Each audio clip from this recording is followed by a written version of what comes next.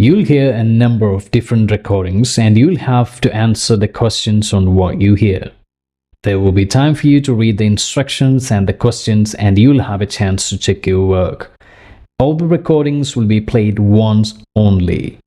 The test is in 4 sections. Write all your answers in the question booklet.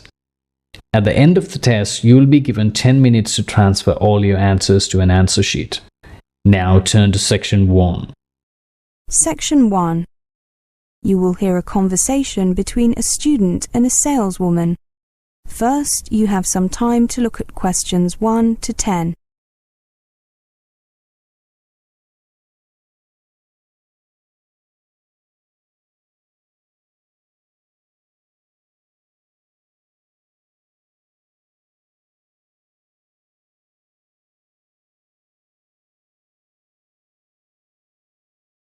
Now listen carefully and answer questions 1 to 10. Hello, my name is Garcia. I phoned earlier about finding accommodation. Ah, yes, Mr. Garcia, I took your call. Please take a seat. You said on the phone that you are studying at the university. That's right. I'm currently in University Digs, but I have decided to move out. May I ask why? Well, the accommodation itself is fine, very nice in fact, but it's catered accommodation, and I find having to have my meals at fixed times somewhat restrictive. I tried to get into self-catering accommodation, but there's very little of that available, and as I will be a second-year student next academic year, I wasn't given a place. I see. We have many students coming to us who are in the same situation. Do you intend to live alone or share with someone? I have 2 friends, from Spain and from Colombia, who would like to share with me. We thought it would be a good idea to rent a small house together. Does that sound sensible to you? Sure. In fact, I recommend it. Where are you from, Mr. Garcia? I'm from Mexico. Really? I went there on holiday last year. Lovely. So, you're looking for a 3-bedroom house? How about a flat? Would that be okay? Yes, that would be fine too. But if the rents are roughly the same, we'd prefer a house with a small garden, just somewhere where we can sit outside in the sunshine. Of course. We do have houses, but more flats are available at the moment. Is there any particular area you'd like to live in? Obviously, we'd like to be close to the university if possible, but not too close. My experience is that people living in the proximity of the uni tend to get a lot of people dropping in. We'd like to avoid that. I understand. Places further from the uni are also a little cheaper in general. Before we go on, could I take down a few details? Of course. My full name is Manuel Garcia. I currently live at 35C Campus Lane. Thank you. And your telephone number and email address? My mobile number is 0453 672 348. My email address is garcianuk@email.uk. How old are you and your future housemates? I'm 19. My friends are 19 and 20. And are you all male? Yes. Smokers? No. Okay, how much would you be prepared to pay altogether? We heard that £200 to £250 a month would be possible. Yes, that's about right. Accommodation in this town is below the average for the country as a whole. I'd recommend something closer to £250, since the lower paid accommodation can be rather poor quality. Yes, it's important to feel good in a home. We intend to move in at the beginning of July. We've all got placements over the summer holiday. That's good. A lot of landlords will offer a small discount if they know that you'll be there throughout the year. I think we'll find something decent for around £230 a month. I should point out that utilities are not included. I understand. We expected that. By the way, we understand that you will charge us a fee for arranging accommodation. Is that correct? Yes, it is. We charge you half a month's rent and the landlord half a month's rent. That includes the cost of drawing up a rental agreement. All our landlords require a deposit of a month's rent, payable with the first month's rent, upon signing the agreement. That's fine. Now, I'll just write down the kind of place you're looking for. I don't think that'll be a problem. Do you have any other requirements? Let me think for a minute. Oh, of course, how could I forget? It must be furnished. We don't mind buying kitchen utensils. A TV, yes, we'll need that. We don't need a video or DVD player. Oh, and a washing machine. That's essential, as is an internet connection. I presume all the accommodation you offer has a cooker.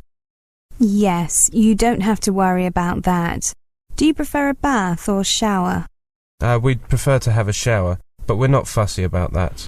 Right then, I'll send you the details of 3 or 4 of the most suitable properties later today by email. Then you can let me know whether you'd like to see any of the properties or whether you'd prefer to see details of some others. Thank you for dropping by, Mr. Garcia. That is the end of section 1. You now have some time to check your answers.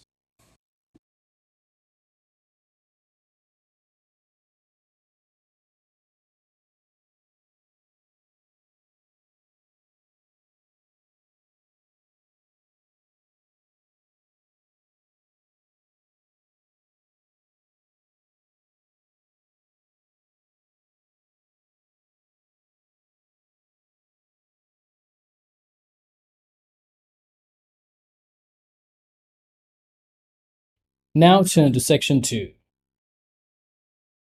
Section 2. You will hear a conversation between an interviewer and an interviewee. First, you have some time to look at questions 11 to 20.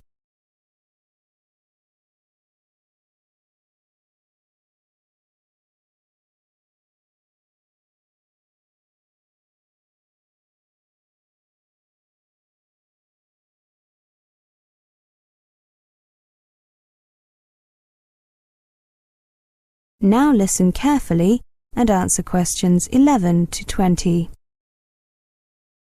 What was your holiday location and how did you hear about it? My holiday location was Wairara in New Zealand. It is a thermal spa resort. I was there last year with my parents, my sister, and a couple of friends of my parents. My father and my little sister, who inherited the medical problems from my father, need to go to a thermal spa every year for treatment. They used to go to the Polynesian spa in Rotorua, another famous resort in New Zealand, but last year they decided that they fancied a change. I had never gone with them to a spa because I preferred to spend my holiday at home or go to other places, but last year, when they changed the location, I decided to go with them. I also decided to go because my sister really wanted me to go with her. My parents found out about this location from some of the people they met in Rotorua. These people said that they were more satisfied with the accommodation and facilities at the Wairara spa. So my parents were curious, and when they returned home they asked me to search on the internet for some information. They were impressed with the information I found, and it was then that they decided to plan a trip there. So you went with your family and your parents' friends? Yes. I travelled with my parents, my little sister and some family friends with their 3 children, so that altogether we were 9 people. I was lucky because in the other family there was a boy 1 year older than me, so I had someone to pass the time with and have some fun. There were a lot of elderly people and kids at the spa town, so I was happy that he was with me. We had similar interests. It's good to be with someone with your own age when you're on holiday. How much time did you spend finding out information about this spa? I didn't spend so much time searching for the information because the spa has a website that was easy to find. We wanted some more information that wasn't on the website, particularly about how to get there. But we went to a travel agency and they gave us the information that we didn't have and made the reservations for all of us. Can you tell us the thing you like most at the spa? There were so many things that I liked there. I especially liked the accommodation. We stayed at the Wairara Holiday Inn, which is situated right on the beach. It offers spectacular sea views. I think that I'll never forget it. Were there any things that you were not satisfied with? I think that the bad side of this vacation was that there were so many old people and many children. Luckily, there were some play areas for children, and they stayed there most of the time. How was your room? Did you have everything you needed? Yes, we had everything we needed. Everything was comfortable and the conditions were great, so I have nothing to complain about. Did you make any new friends? Are you still in touch? Everyone was very gentle and warm. They really made a good impression. When we needed some help, they were very helpful and I felt great. I'm still in touch with the son of my parents' friends. How did you spend your time? Did you participate in any recreational activities? I don't have any medical problems like my father and sister, but I still went to the thermal spa. There were a lot of recreational activities to enjoy if we wanted. For example, I played golf because there was a mini golf course. Basketball and volleyball were also available, but we couldn't get enough people together for 2 proper teams. I also went to swim and I also went scuba diving on the reef, not far from the hotel. There was a small group of us with an instructor. It was truly amazing. I cannot describe in words how I felt down there. It was like I was in paradise. That is the end of section 2. You now have some time to check your answers.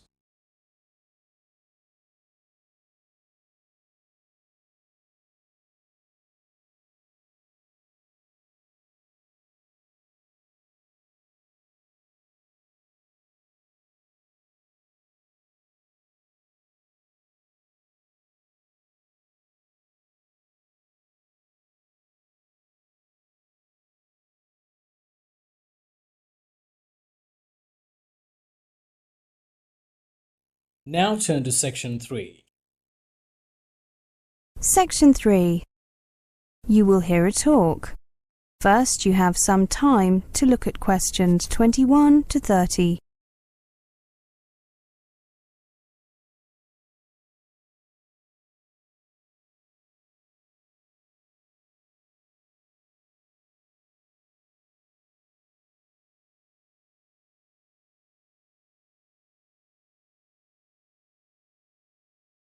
Now listen carefully and answer questions 21 to 30. So, you've all told me that you have been having difficulties with taking part in seminar discussions. I've invited you here to see if we can come up with some suggestions and solutions. Sometimes talking about these things can be helpful. Mika, you said that you think speaking and listening abilities are related. Yes, it was really difficult because basically I wasn't good at listening during discussions. You know, you need to understand what is going on, so if you miss some things that people say, it's very difficult to catch up with the topic. Also, when the tutor asked me a question, sometimes I couldn't understand the question and I was answering by making a guess about what he was asking. Usually, the result was that he said something like, "I think you didn't understand my question," which was quite embarrassing for me. Martina, have you personally had many difficulties taking part in discussions? Oh yes, definitely, especially in the very beginning of the course. In terms of speaking, I think I feel that the students, when they talk in class, there is no end to the conversation. They sometimes talk continuously regardless of whether you raise a hand. However, they will usually stop and let you speak if you just interrupt someone. At the beginning, I think I was trying to adapt to this kind of environment or classroom chemistry. It was also difficult because of my language ability. At the beginning, students, especially native speaker students, well, their English is... Well, I don't need to comment about their English, but the speed and the fluency of their English made interaction or interruption, very difficult for students like me, like us, non-native speakers.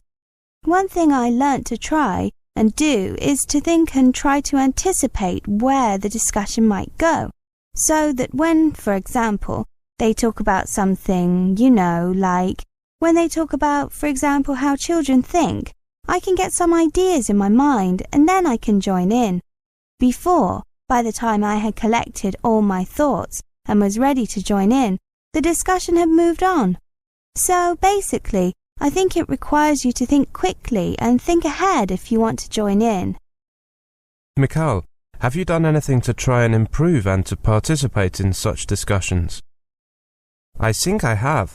For example, now I have more discussions with my classmates outside the classroom and talk about them with some of the questions raised in the seminars.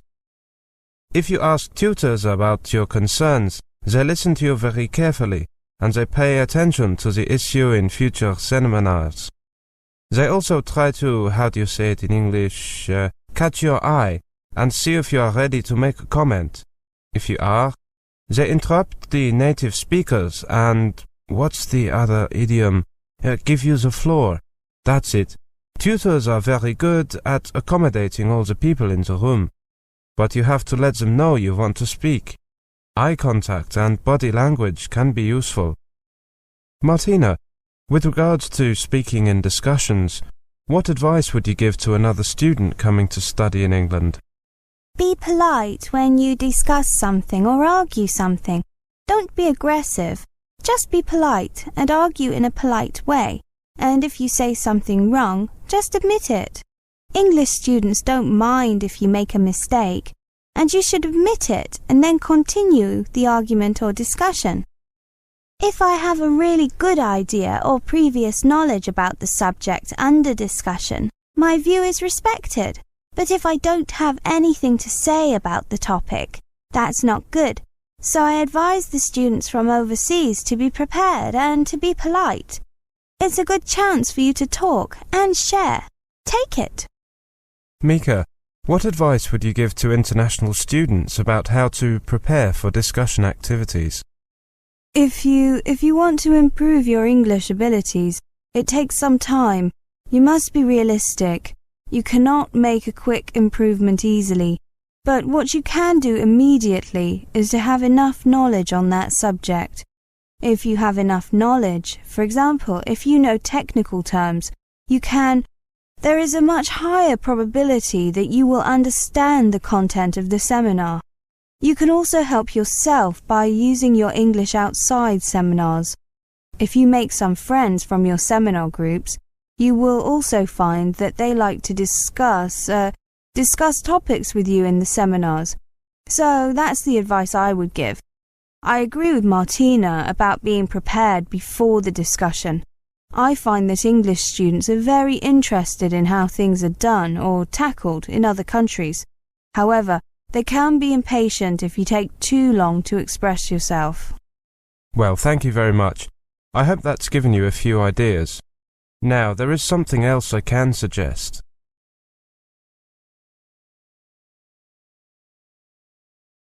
That is the end of section 3. You now have half a minute to check your answers.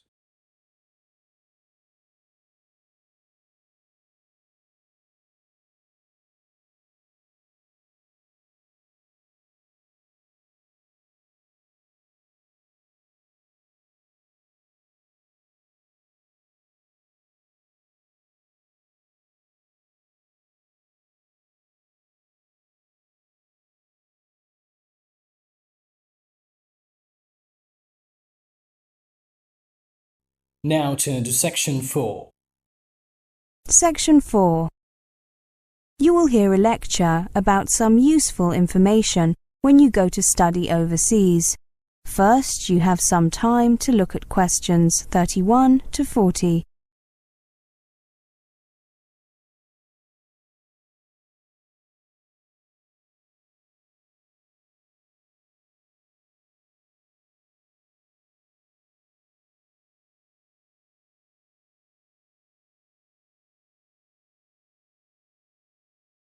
Now listen carefully and answer questions 31 to 40. Hello everybody and thank you for coming.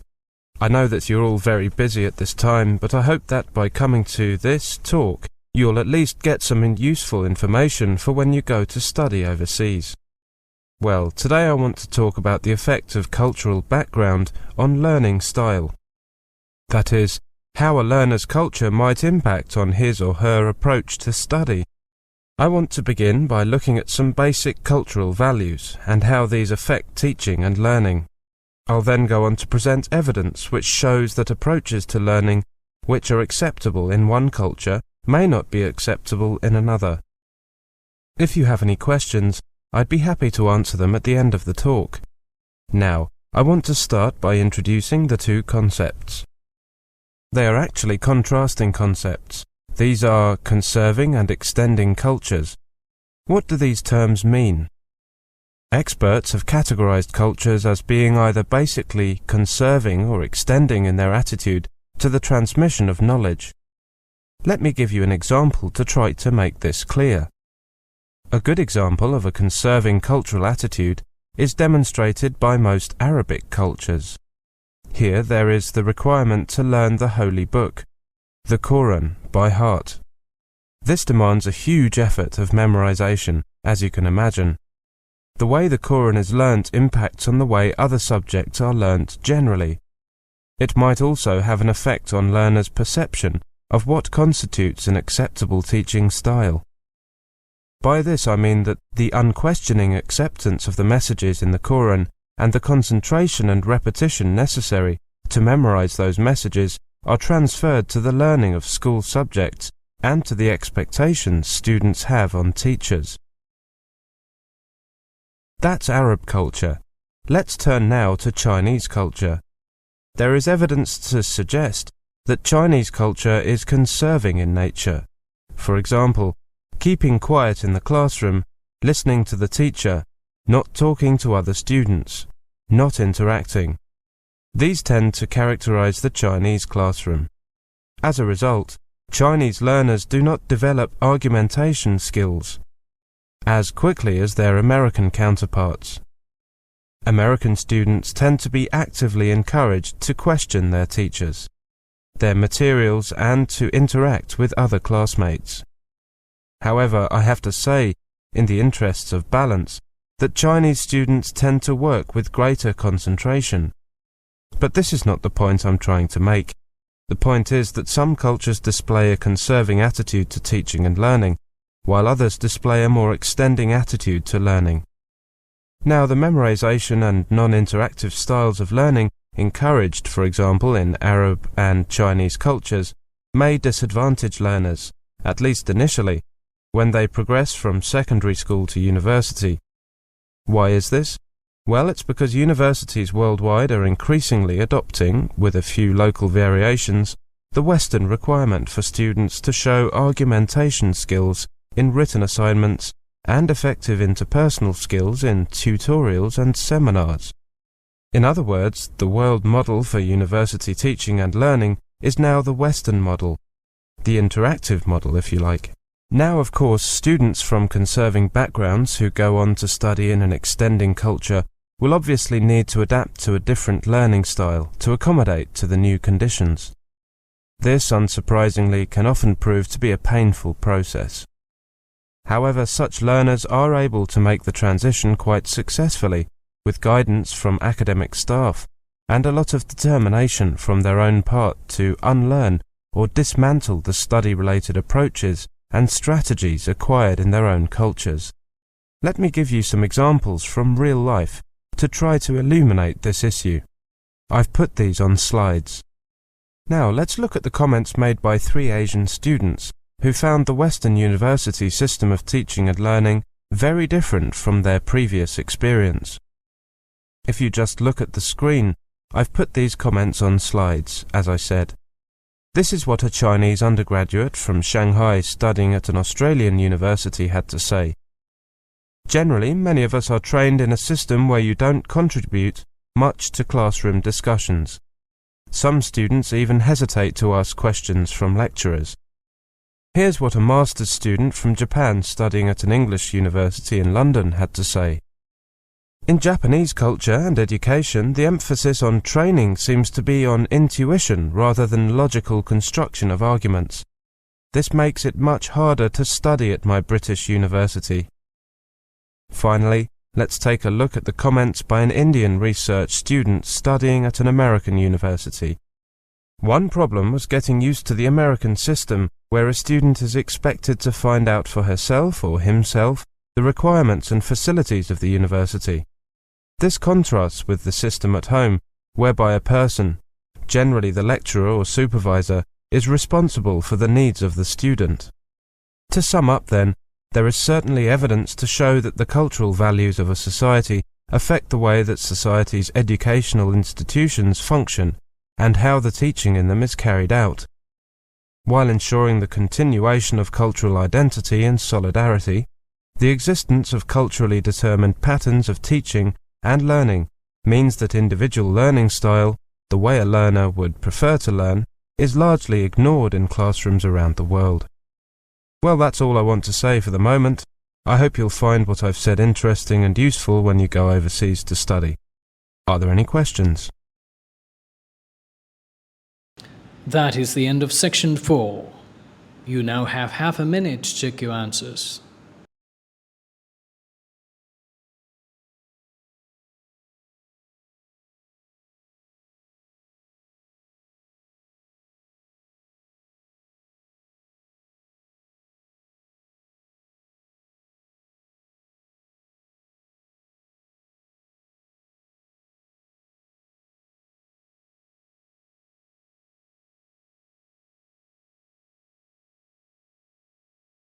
That is the end of this listening test. Thank you very much for practicing this test with Lifestyle Training Center.